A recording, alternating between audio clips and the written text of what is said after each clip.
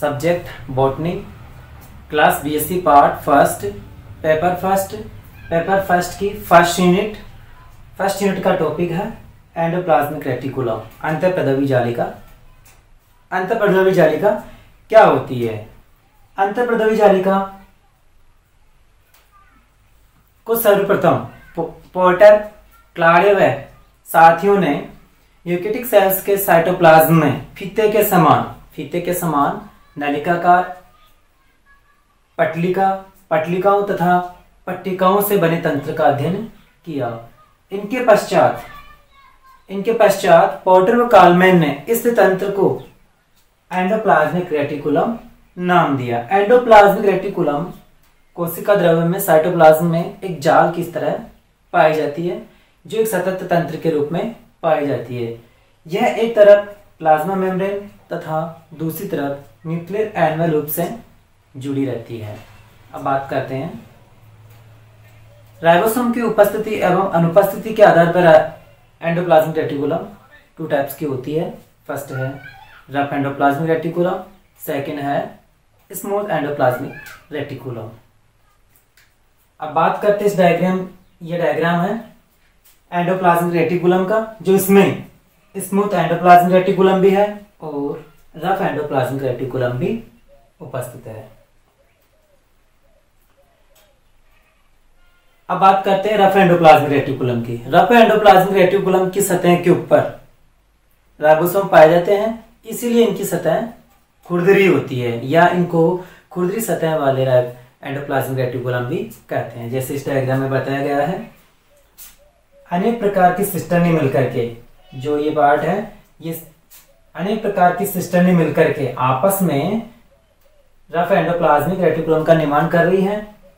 Rough endoplasmic reticulum की सतह के ऊपर छोटे छोटे राइबोसोम्स उपस्थित हैं, इसीलिए इस रफ एंडोप्लाज्मिक रेटिकुलम में प्रोटीन का संश्लेषण भी होता है तथा यह अधिक स्थायी भी होती है। जो इन चपटी नलिकाओं का, चपटी सिस्टर्नी का जो साइज होती है 400 से 500 एंगस्ट्रॉम होता है। 400 से 500 एंगस्ट्रॉम होता है। अब बात करते हैं स्मूथ एंडोप्लाज्मिक रेटिकुलम। ये पार्ट हो गया अपना स्मूथ एंडोप्लाज्मिक रेटिकुलम का, और ये पार्ट था अपना रफ एंडोप्लाज्मिक रेटिकुलम का।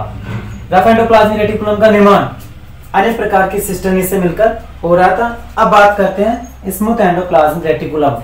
इसका निर्माण अनेक प्रकार की ट्यूब्यूल्स मिलकर के इसका निर्माण कर रही है। इन ट्यूब्यूल्स का आकार होता है, जो साइज होती है जो होती है 500 से 1000 एंगस्ट्रॉम होती है। 500 से 1000 एंगस्ट्रॉम होती है। इनकी सतह के ऊपर राइबोसोम बिल्कुल नहीं पाए जाते हैं। दिखाई दे रहा है डायग्राम के अंदर, इनकी सतह के ऊपर राइबोसोम एब्सेंट है, इसीलिए इनमें प्रोटीन का संश्लेषण भी नहीं होता है। स्मूथ एंडोप्लाज्मिक रेटिकुलम में प्रोटीन का संश्लेषण नहीं होता है। प्रोटीन के अलावा लिपिड्स, स्टेरॉइड्स इत्यादि का इसमें संश्लेषण होता है, और यह स्मूथ एंडोप्लाज्मिक रेटिकुलम के बजाय रफ एंडोप्लाज्मिक रेटिकुलम के बजाय स्मूथ एंडोप्लाज्मिक रेटिकुलम कम स्थायी होती है। स्मूथ अधिक स्थायी होती है और रफ अधिक स्थायी होती है और स्मूथ कम स्थायी होती है। ये अपना डायग्राम हो गया है एंडोप्लाज्मिक रेटिकुलम का, जिसमें रफ और स्मूथ और रफ दोनों ही इसमें शो हो रही है।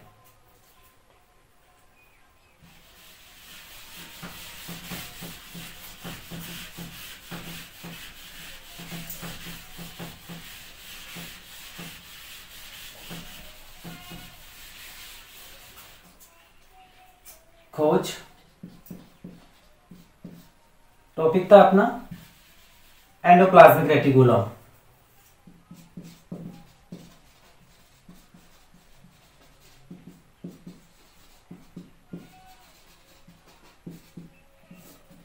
खोज की थी सर्वप्रथम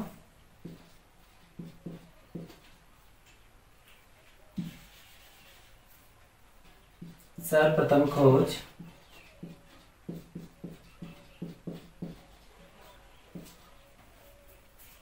पोर्टर, क्लारे व साथियों ने यूकेरियोटिक सेल्स के साइटोप्लाज्म में फीते के समान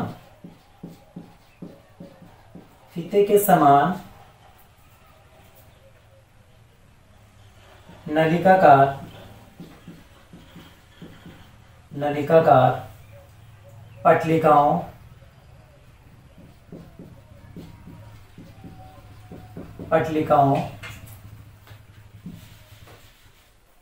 पटलिकाओं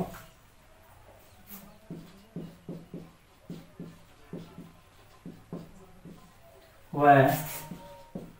पट्टिकाओं से बने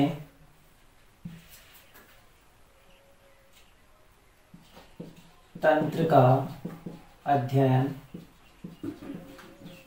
किया। इनके पश्चात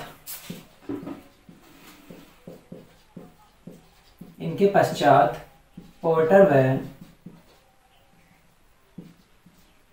कालमैन ने इस तंत्र को एंडोप्लाज्मिक रेटिकुलम नाम दिया।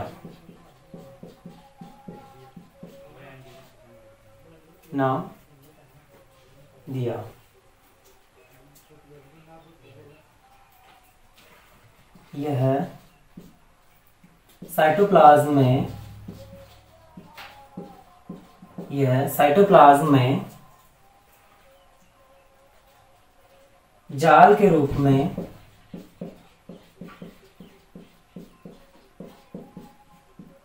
पाई जाती है तथा यह एक सतत तंत्र होता है, कंटिन्यूअस सिस्टम होता है। सतत तंत्र है जो यह एक सतत तंत्र है जो एक तरफ प्लाज्मा मेम्ब्रेन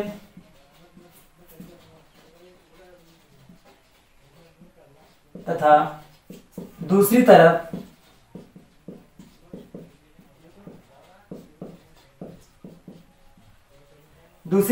न्यूक्लियर एनवेलोप से जुड़ा रहता है।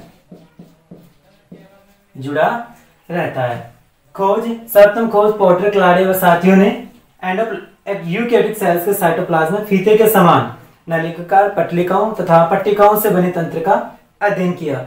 इनके पश्चात पोर्टर और कालमैन ने इस तंत्र को एंडोप्लाज्मिक रेटिकुलम नाम दिया। यह साइटोप्लाज्म में जाल के रूप में पाई जाती है। कौन? Endoplasmic reticulum. यह एक सतत तंत्र है जो एक तरफ प्लाज्मा मेम्ब्रेन से तथा दूसरी तरफ न्यूक्लियर एनवेलोप से जुड़ी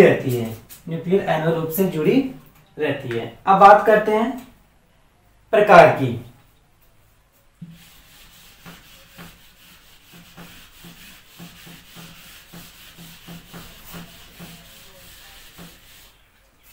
टाइप्स,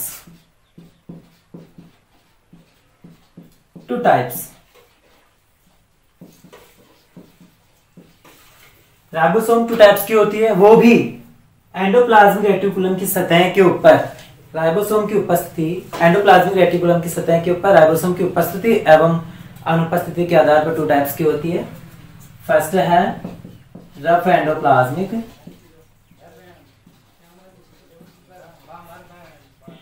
रेटिकुलम, सेकंड है smooth endoplasmic reticulum. Rough endoplasmic reticulum. अब बात करेंगे रफ एंडोप्लाज्मिक रेटिकुलम की। फर्स्ट है अपना रफ एंडोप्लाज्मिक रेटिकुलम, सेकंड था अपना स्मूथ एंडोप्लाज्मिक रेटिकुलम। फर्स्ट की बात करेंगे अपन, रफ एंडोप्लाज्मिक रेटिकुलम क्या होती है। इनकी सतह के ऊपर या इन्हें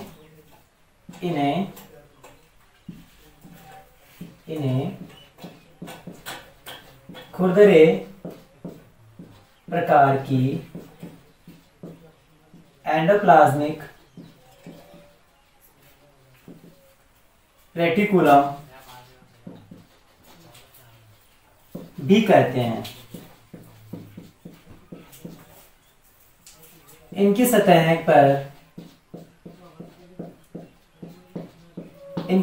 पर राइबोसोम पाए जाते हैं।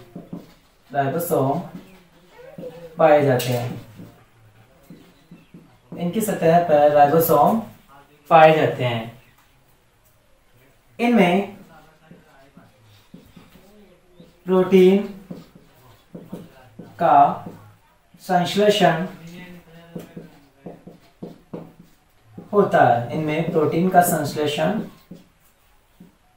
होता है। यह अधिक स्थायी होती है। यह अधिक स्थायी होती है। इसका निर्माण अनेक चपटी सिस्टर्नी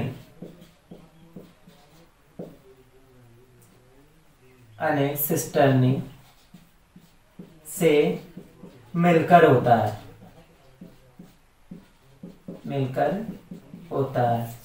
इनका अमाप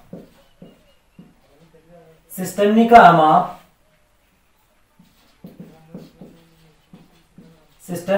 अमाप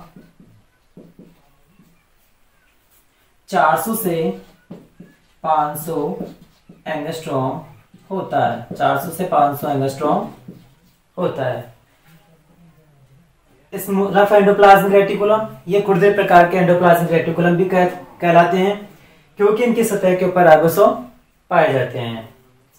इनमें प्रोटीन का संश्लेषण होता है। ये अधिक स्थायी होती है, इसलिए ये अधिक स्थायी होती है।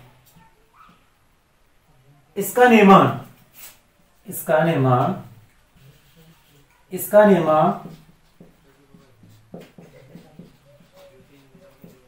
अनेक चपटी सिस्टर्नी से मिलकर होता है। ये सिस्टर्नी का अमाप होगा 400 से 500 एंगस्ट्रॉम। 400 से 500 एंगस्ट्रॉम।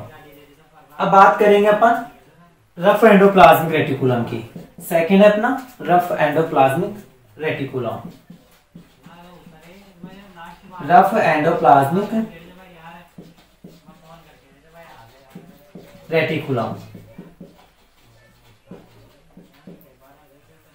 रफ एंडोप्लाज्मिक, इनको चिकनी सतह वाले एंडोप्लाज्मिक रेटिकुलम भी कहते हैं, क्योंकि इनकी सतह के ऊपर राइबोसोम नहीं पाए जाते हैं, इसीलिए ये इनकी सतह चिकनी होती है। इनमें प्रोटीन का संश्लेषण भी नहीं होता है, इसीलिए ये कम स्थायी होते हैं।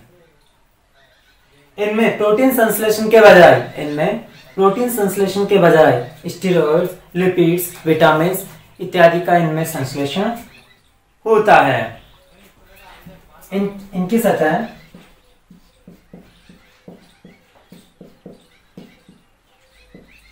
चिकनी होती है। इनकी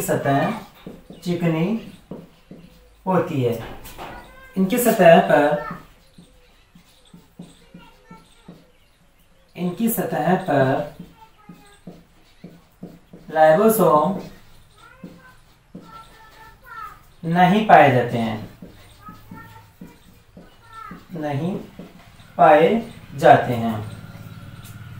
और ये कम स्थायी होते हैं। इनका निर्माण रफ एंडोप्लाज्मिक रेटिकुलम का निर्माण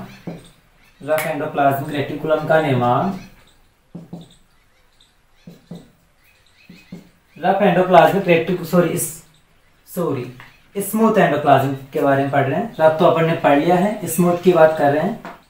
smooth endoplasmic reticulum endoplasmic reticulum, इनकी सतह चिकनी होती है, इनकी सतह पर राइबोसोम नहीं पाए जाते हैं और ये कम स्थायी होते हैं। अब बात करते हैं इनका निर्माण। इनका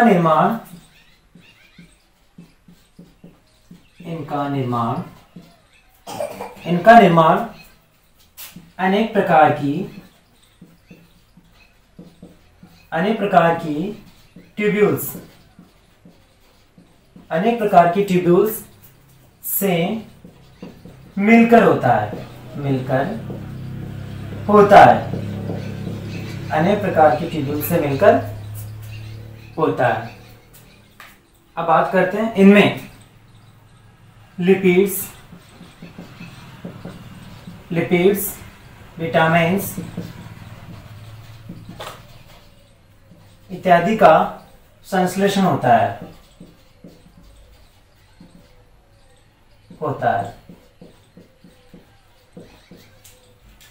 अब बात करेंगे संरचना की, बात करेंगे स्ट्रक्चर ऑफ एंडोप्लाज्मिक रेटिकुलम। इसके टाइप्स हो गए, अब संरचना की बात करेंगे। एंडोप्लाज्मिक रेटिकुलम की संरचना में 3 पार्ट्स होते हैं। फर्स्ट है सिस्टर्नी, सेकंड है वेसिकल्स, थर्ड है ट्यूब्यूल्स। एंडोप्लाज्मिक रेटिकुलम की संरचना में 3 पार्ट्स होते हैं। फर्स्ट है अपना स्ट्रक्चर की बात कर रहे हैं अपन, एंडोप्लाज्मिक रेटिकुलम की स्ट्रक्चर में 3 पार्ट्स होते हैं। फर्स्ट है सिस्टर्नी, सेकंड है वेसिकल्स, थर्ड है ट्यूब्यूल्स।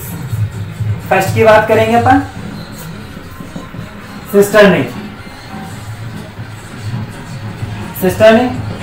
सेकंड है अपना वेसिकल्स, थर्ड है ट्यूब्यूल्स। सिस्टर्नी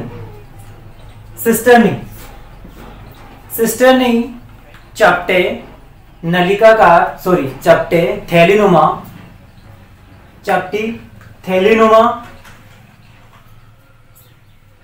थैलीनुमा व अशाखित नलिकाएं होती है। ये चपटी थैलीनुमा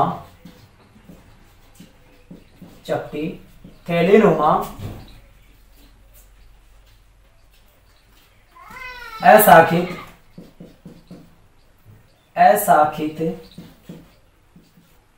या अनब्रांच्ड अशाखित नलिकाकार होती है। ये समानांतर पंक्तियों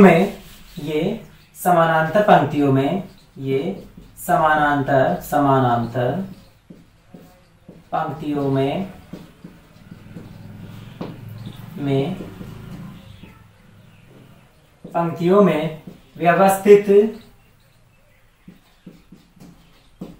व्यवस्थित होकर बंडल बनाती है। जैसे पैनक्रियाज सेल्स, पैनक्रियाज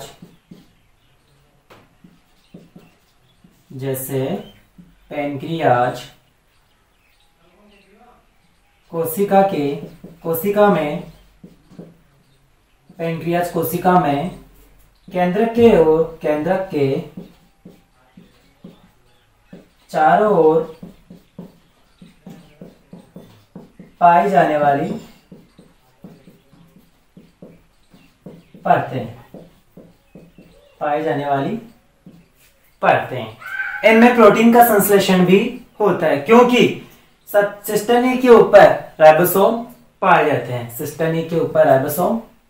इनमें प्रोटीन का संश्लेषण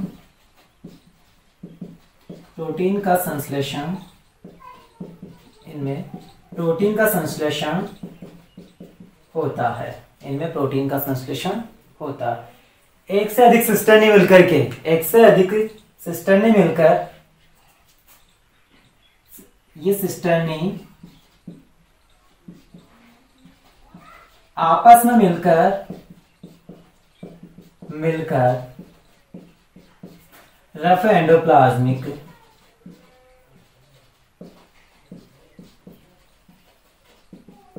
रेटिकुलम का निर्माण करती है। सिस्टर्नी के बारे में अपन ने पढ़ लिया है। ये चपटी थैलीनुमा असाकित नलिकाकार संरचनाएं होती है, समानांतर पंक्तियों में व्यवस्थित होकर बंडल बनाती है। जैसे पेनक्रियास सेल्स में केंद्रक के चारों ओर, पेनक्रियास सेल्स में केंद्रक के चारों ओर पाई जाने वाली लेयर्स, इनमें प्रोटीन का संश्लेषण होता है। सिस्टर्नी की सतह के ऊपर राइबोसोम पाए जाते हैं, इनमें प्रोटीन का संश्लेषण होता है। इसीलिए ये सिस्टर्नी आपस में मिलकर रफ एंडोप्लाज्मिक रेटिकुलम का निर्माण करते हैं, जो अपन ने पहले पढ़ चुके हैं रफ एंडोप्लाज्मिक रेटिकुलम और स्मूथ एंडोप्लाज्मिक रेटिकुलम के बारे में। अब बात करते हैं इसके डायग्राम की।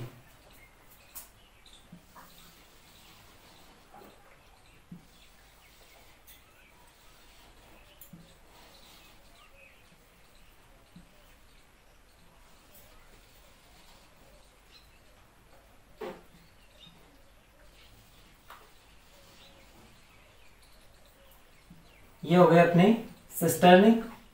इनकी सतह के ऊपर छोटे छोटे राइबोसोम्स पाए जाते हैं।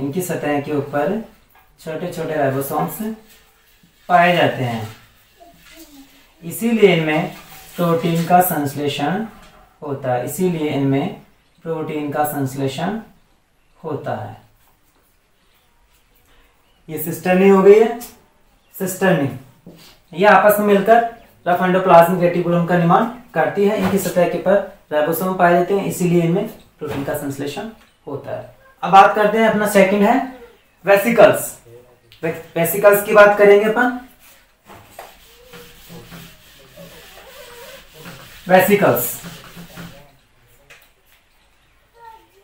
सेकंड था अपना वेसिकल्स। वेसिकल्स क्या है? ये गोलाकार अंडाकार संरचनाएं होती है। ये गोलाकार अंडाकार संरचनाएं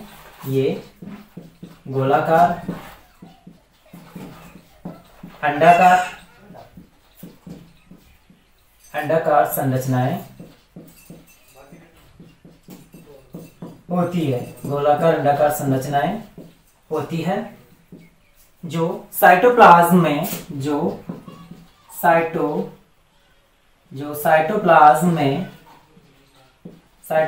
में अलग थलग पड़ी रहती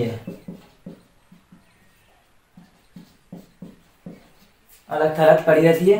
ये भी यूनिट मेम्ब्रेन द्वारा कवर्ड रहते हैं।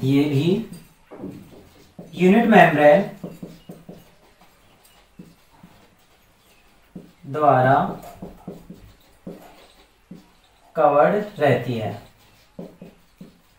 कवर्ड रहती है। इनमें वेसिकल्स उन सेल्स में अधिक पाई जाती है जिनमें प्रोटीन का संश्लेषण अधिक होता है। वेसिकल्स उन सेल्स में पाई जाती है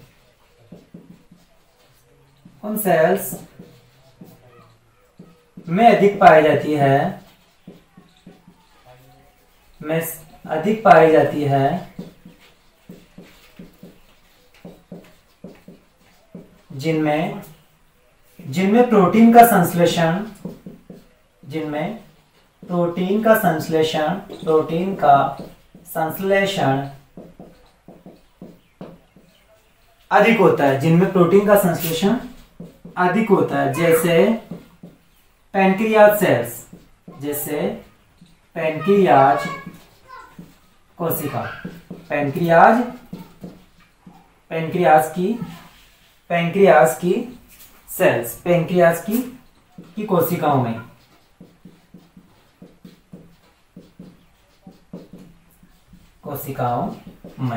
अब इसकी संरचना की बात करते हैं। जैसे संरचना के बारे में पढ़ चुके हैं अपन। गोलाकार या अंडाकार होती है। इनकी संरचनाएं गोलाकार या अंडाकार होती है।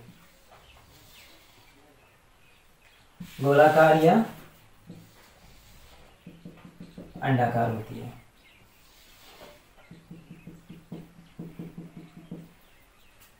ये हो गई वेसिकल्स, जो कोशिका द्रव्य में स्वतंत्र रूप से अलग थलग पड़ी रहती है। अब बात करते हैं थर्ड भाग था अपना एंडोप्लाज्मिक रेटिकुलम की संरचना में। थर्ड भाग था अपना ट्यूब्यूल्स।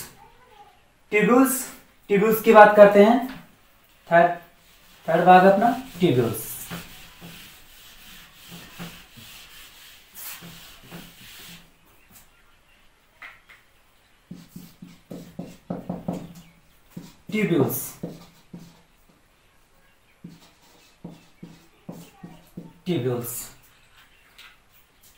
ट्यूब्यूल्स की बात करेंगे। अपन ने पहले भी पढ़ चुके हैं, इससे पहले पढ़ चुके हैं, स्मूथ एंडोप्लाज्मिक रेटिकुलम के बारे में पढ़े थे। उसमें ट्यूब्यूल्स, अनेक प्रकार के ट्यूब्यूल्स मिलकर के स्मूथ एंडोप्लाज्मिक रेटिकुलम का निर्माण करती है। ट्यूब्यूल्स की सतह के ऊपर राइबोसोम्स नहीं पाए जाते हैं तथा इनमें प्रोटीन का संश्लेषण भी नहीं होता है। ट्यूब्यूल्स ये नलिकाकार, ये चिकनी भित्ति वाली, ये चिकनी भित्ति वाली शाखित नलिकाकार संरचनाएं होती है। इनकी सतह चिकनी होती है और इनके ऊपर, इनमें राइबोसोम नहीं पाए जाते हैं।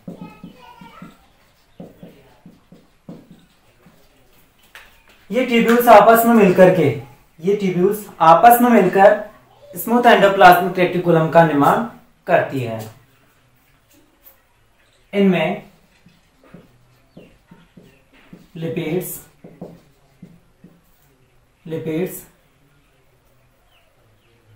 विटामिन्स,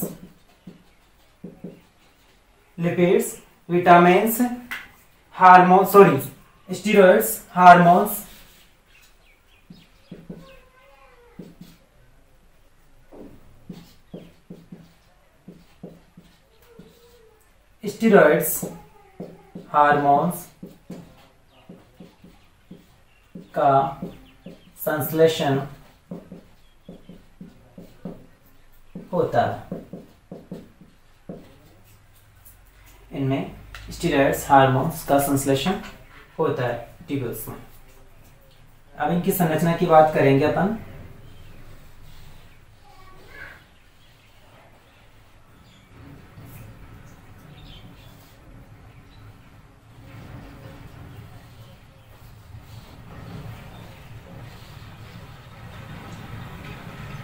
ये इसकी संरचना हो गई है।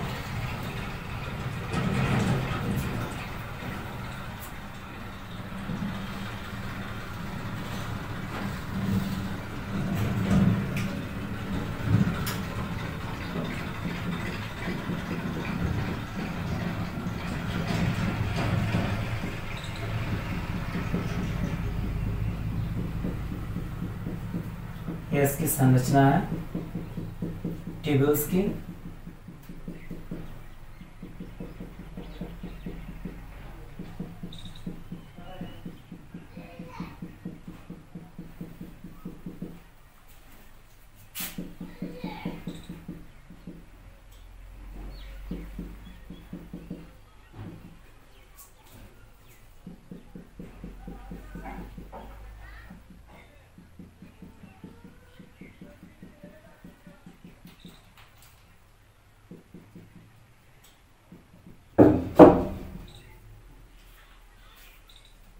ये ट्यूब्यूल्स हो चुकी है। ट्यूब्यूल्स के बारे में पढ़ लिया अपन ने। इनकी सतह चिकनी, ये चिकनी भित्ति वाली शाखित नलिकाकार संरचनाएं होती है। इन पर राइबोसोम नहीं पाए जाते हैं। इनमें प्रोटीन का संश्लेषण नहीं होता है। प्रोटीन के अलावा इनमें स्टीरॉइड्स, हार्मोन्स का संश्लेषण होता है। अब बात करेंगे फंक्शंस की। एंडोप्लाज्मिक रेटिकुलम के फंक्शंस, कार्य।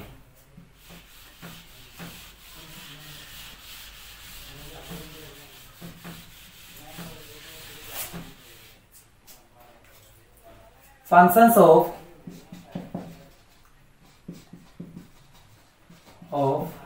Endoplasmic reticulum.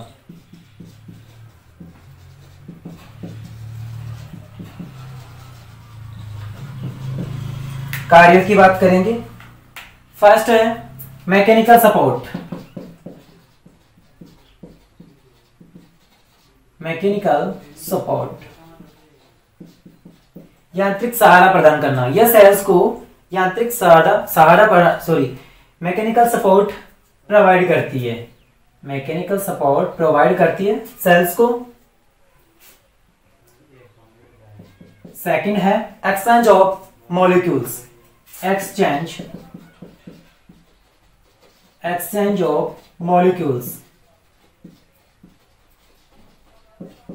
अणुओं के विनिमय में भी यह सहायक होती है एंडोप्लाज्मिक रेटिकुलम। अब बात करते हैं अपन प्रोटीन सिंथेसिस। प्रोटीन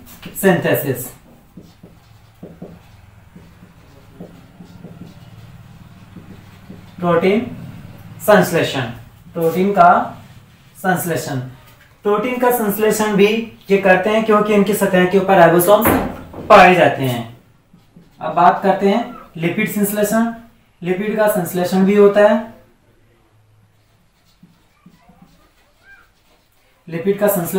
है। अब बात करते हैं formation of nuclear membrane.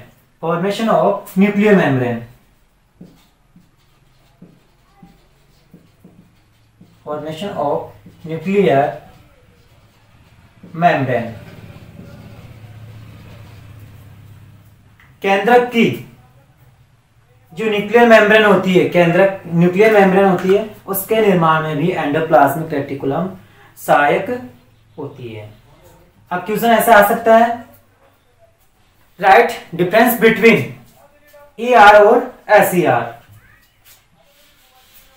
Smooth endoplasmic reticulum व रफ एंडोप्लाज्मिक रेटिकुलम में अंतर बताइए। Difference between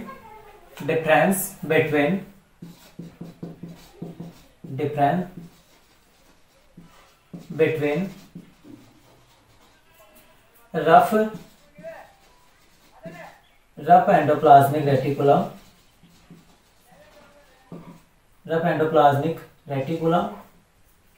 reticulum and smooth endoplasmic reticulum. Smooth and rough endoplasmic reticulum. अब है रफ, RER, SER। फर्स्ट है रफ एंडोप्लाज्मिक रेटिकुलम। इनकी सतह पर राइबोसोम पाए जाते हैं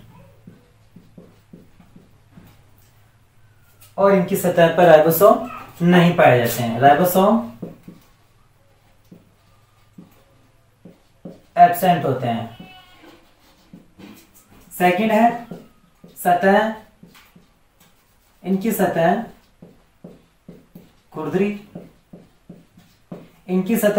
खुरदरी तथा इनकी सतह चिकनी होती है। इनमें प्रोटीन का संश्लेषण होता है। रफ एंडोप्लाज्मिक रेटिकुलम में प्रोटीन का संश्लेषण, प्रोटीन सिंथेसिस।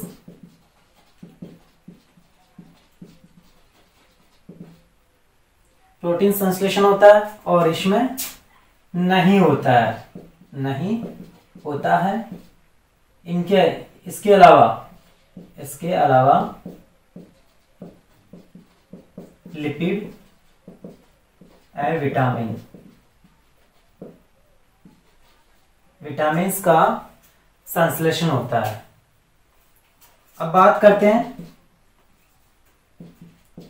यह अधिक स्थायी होती है।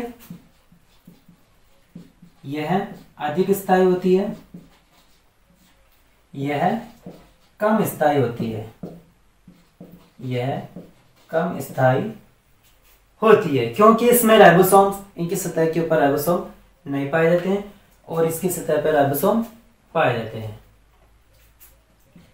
इनका फॉर्मेशन अनेक प्रकार की सिस्टर्नी से मिलकर होता है और इनका फॉर्मेशन अनेक प्रकार की ट्यूब्यूल्स से मिलकर होता है। इनका निर्माण, इनका फॉर्मेशन अनेक सिस्टर्नी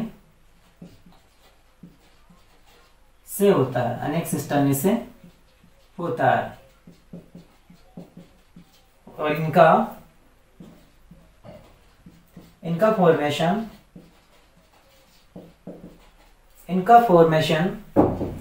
अनेक ट्यूब्यूल्स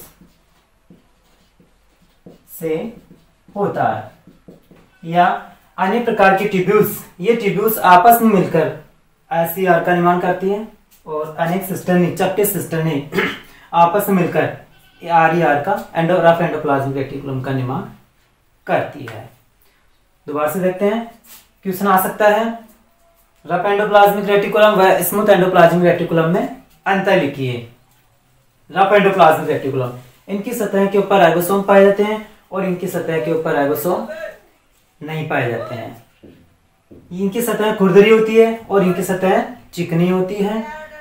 प्रोटीन का संश्लेषण होता है इनमें और इनमें प्रोटीन का संश्लेषण नहीं होता है। इनके अलावा लिपिड्स और विटामिन का संश्लेषण होता है। यह अधिक स्थायी होती है तथा यह कम स्थायी होती है। इनका निर्माण सिस्टर्नी से मिलकर होता है और इनका निर्माण अनेक ट्यूब्यूल्स से होता है।